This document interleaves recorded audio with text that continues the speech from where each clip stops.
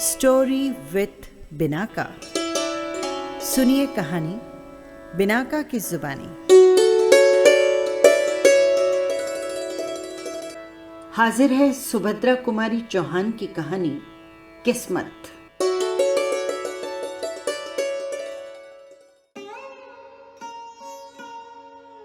भौजी, तुम सदा सफेद साड़ी क्यों पहनती हो? मैं क्या बताऊं मुन्नी। क्यों भौजी, क्या तुम्हें अम्मा रंगीन धोती नहीं पहनने देती? नहीं मुन्नी, मेरी किस्मत ही नहीं पहनने देती। अम्मा भी क्या करे। किस्मत कौन है भौजी? वो भी क्या अम्मा की तरह तुझसे लड़ा करती है और गालियां भी देती है? 7 साल की मुन्नी ने किशोरी के गले में बाहें डालकर पीठ पर झूलते हुए पूछा, किस्मत कहाँ है भौजी, मुझे भी बताओ ना। सिल पर का पिसा हुआ मसाला कटोरी में उठाते हुए किशोरी ने एक ठंडी सांस ली और बोली,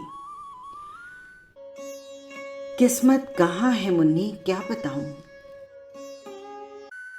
आंचल से आंसू पोंछकर किशोरी ने तरकारी पघार दी। खाना तैयार होने में अभी आधा घंटे की देर थी। इसी समय मुन्ने की मां गरजती हुई चौके में आई और बोली,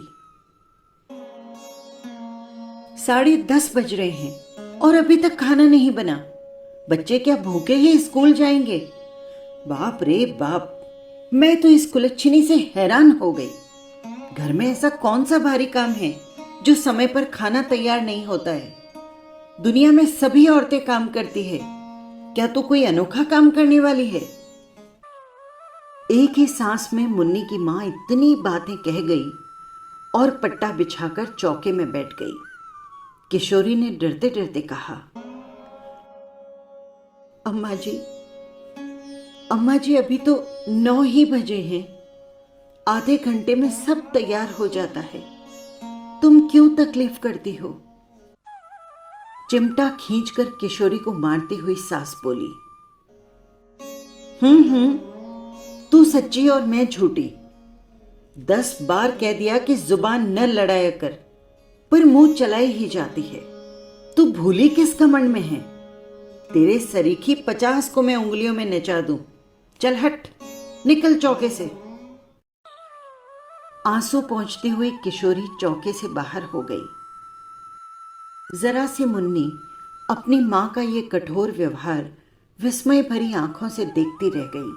किशोरी के जाते ही वो चुपचाप उसके पीछे चली गई, किंतु तुरंत ही माता की डांट से वो लौट पड़ी। इस घर में प्राय प्रतिदिन ही इस प्रकार होता रहता था। खाना खाकर बच्चे समय से आधा घंटा पहले ही स्कूल पहुंच गए। खाना बनाकर जब मुन्नी की मां हाथ धो रही थी, तब उनके पति राम किशोर मुवक्किलों से किसी प्रकार की छुट्टी पाकर घर आए। सुनसान घर देखकर बोले, अरे बच्चे कहाँ गए सब? नथुने फुलाती हुई मुन्नी की मां ने कहा, स्कूल गए हैं और कहाँ जाते? कितना समय हो गया है, कुछ खबर भी है या नहीं? घड़ी निकालकर देखते हुए राम किशोर बोले, अभी तो 9:30 ही बजे हैं, मुझे कचहरी भी तो जाना है ना। मुन्नी की मां तड़प कर बोली, जरूर तुमने सुन लिया होगा, दुलारी बहू ने 9 कहा था और तुम 9:30 पर पहुंच गए, तो इतना ही क्या कम किया? तुम उसकी बात कभी झूठी नहीं होने दोगे। मैं तो कहती हूं कि इस घर में नौकर चाकर तक का मान मुलाहिजा है, पर मेरा नहीं। सब सच्चे और मैं झूठी। कहकर मुन्नी की मां जोर से रोने लगी। मैं तो ये नहीं कहता कि तुम झूठी हो, घड़ी ही गलत हो गई होगी, फिर इसमें रोने की कोई बात नहीं है। कहते कहते राम किशोर जी स्नान करने चले गए। वे अपनी पत्नी के स्वभाव को अच्छी तरह से जानते थे। किशोरी के साथ वो कितना दुर्व्यवहार करती है, ये भी उनसे छिपा न था। जरा सरा सी बात पर किशोरी को मार देना और गाली देना तो बहुत मामूली बात थी। यही कारण था कि बहू के प्रति उनका व्यवहार बड़ा ही आदर और प्रेम पूर्ण होता। किशोरी उनके पहले विवाह की पत्नी के एकमात्र बेटे की बहू थी। विवाह के कुछ दिन बाद निर्दयी विधाता ने बेचारी किशोरी का सौभाग्य सिंदूर पोंछ दिया। उसके मायके में कोई न था। वो अभागिन विधवा सर्वथा दया की ही पात्र थी। किंतु ज्यों ज्यों मुन्नी की मां देखती कि राम किशोर जी का व्यवहार बहू के प्रति बहुत ही स्नेहपूर्ण होता, त्यों त्यों किशोरी के साथ उसका द्वेष बढ़ता ही जाता। राम किशोर अपनी इस पत्नी से बहुत दबते थे। इन सब बातों को जानते हुए भी वो किशोरी पर किए जाने वाले अत्याचारों को रोक न सकते थे। 100 की सीधी बात तो ये थी कि पत्नी के खिलाफ कुछ कह के वे अपनी खोपड़ी के बाल न नुचवाना चाहते थे। इसीलिए वे बहुधा चुप ही रह जाया करते। आज भी जान गए कि कोई बात जरूर हुई है और किशोरी को ही भूखी प्यासी पड़ा रहना पड़ेगा। इसलिए कचहरी जाने से पहले किशोरी के कमरे की तरफ गए और कहने लगे, बेटी, भूखी न रहना तुम, रोटी जरूर खा लेना, नहीं तो मुझे बड़ा दुख होगा। रोटी जरूर खा लेना, नहीं तो मुझे बड़ा दुख होगा। राम किशोर का ये वाक्य मुन्नी की मां ने सुन लिया। उसके तो सिर से पैर तक आग लग गई। मन ही मन सोचा, इस चुड़ैल पर इतना प्रेम, कचहरी जाते जाते उसका लाड कर गए, खाना खाने के लिए खुशामद कर गए। मुझसे तो बात करने की भी फुर्सत न थी। खाएगी खाना, देखती हूं क्या खाती है, अपने बाप का हार्ट। मुन्नी की मां ने खाना खा चुकने के बाद सब का सब खाना उठाकर कहारिन को दे दिया और चौका उठाकर बाहर चली गई। किशोरी जब चौके में गई तो सब बर्तन खाली पड़े थे। भात के भगोले में 2-3 कण चावल के लिपटे थे। किशोरी ने उन्हीं को निकालकर मुंह में डाल लिया और पानी पीकर अपनी कोठरी में चली आई। आज राम किशोर जी कचहरी में कुछ काम न होने के कारण थोड़ा जल्दी ही लौट आए। मुन्नी की मां बाहर गई थी। घर में पत्नी को कहीं न पाकर वे बहू की कोठरी की तरफ चल दिए। बहू की दयनीय दशा को देखकर उनकी आंखें भर आई। आज चंदन जीता होता तब भी क्या इसकी यही दशा रहती। अपनी भीरुता पर उन्होंने अपने आप को न जाने कितना धिक्कारा। उसकी धोती कई जगह से फट फट कर सी जा चुकी थी। उस धोती से लज्जा निवारण भी कठिनाई से ही हो सकती थी। बिछौने के नाम से खाट पर कुछ चिथड़े पड़े थे। जमीन पर हाथ का तकिया लगाए वो पड़ी थी। उसको झपकी सी लग गई थी। पैरों की आहट पाते ही वो तुरंत उठ बैठी। राम किशोर जी को सामने देखते ही संकोच से जरा घूंघट सरकाने के लिए उसने जो ही अपनी धोती खींची, धोती फट गई। हाथ का पकड़ा हुआ हिस्सा हाथ के साथ नीचे चला आया। राम किशोर ने उसका कमल सा मुरझाया हुआ चेहरा और डबडबाई हुई आंखें देखी। उसका हृदय स्नेह से कातर हो उठा। वे ममत्व भरे स्वर में बोले, तुमने खाना खा लिया है बेटी? किशोरी के मुंह से निकल गया, नहीं।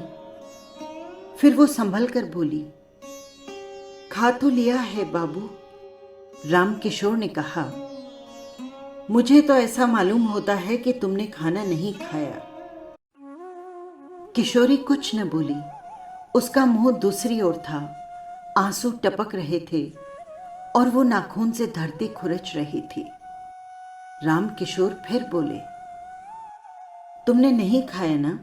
मुझे दुख है कि तुमने भी अपने बूढ़े ससुर की एक जरा सी बात न मानी। किशोरी को बड़ी ग्लानि हो रही थी कि वो क्या उत्तर दे।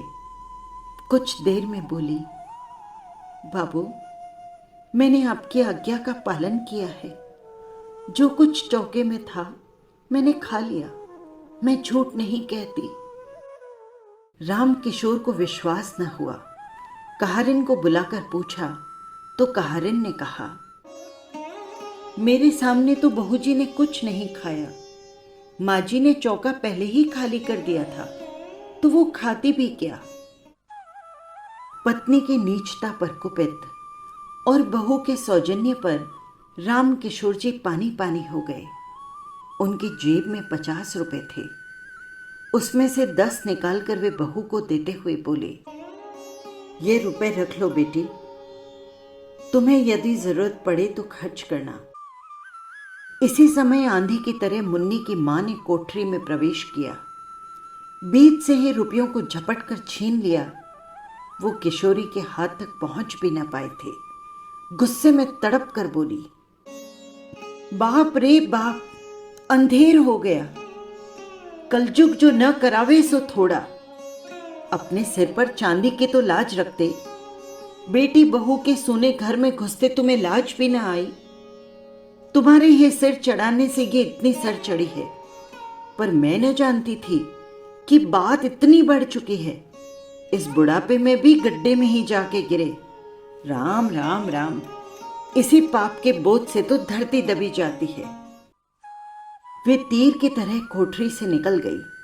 उनके पीछे ही राम किशोर भी चुपचाप चले गए। वे बहुत वृद्ध तो न थे, परंतु जीवन में नित्य होने वाली इन घटनाओं और जवान बेटे की मृत्यु से वे अपनी उम्र के लिहाज से बहुत बूढ़े हो चुके थे। ग्लानि और शोक से वे बाहर की बैठक में जाकर लेट गए। उन्हें रह रहकर चंदन की याद आ रही थी। तकिए में मुंह छिपाकर रो उठे। पीछे से आकर मुन्नी ने पिता के गले में बाहें डाल दी और पूछा, क्यों रोते हो बाबू? राम किशोर ने विरक्ति के भाव से कहा, अपनी किस्मत के लिए बेटी। सवेरे मुन्नी ने भौजी के मुंह से भी किस्मत का नाम सुना था और उसके बाद उसे रोते देखा था। इस समय अब अपने पिता को भी किस्मत के नाम से रोते देखा तो उसने विस्मित होकर पूछा, किस्मत कहाँ रहती है बाबू? क्या वो भी अम्मा की कोई लगती है?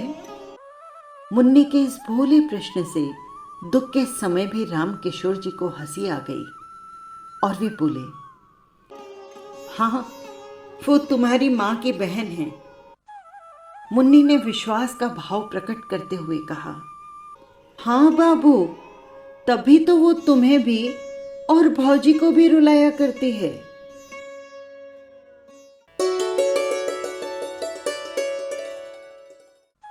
बस यही थी कहानी। आपको कैसी लगी कमेंट बॉक्स में ज़रूर लिखिएगा।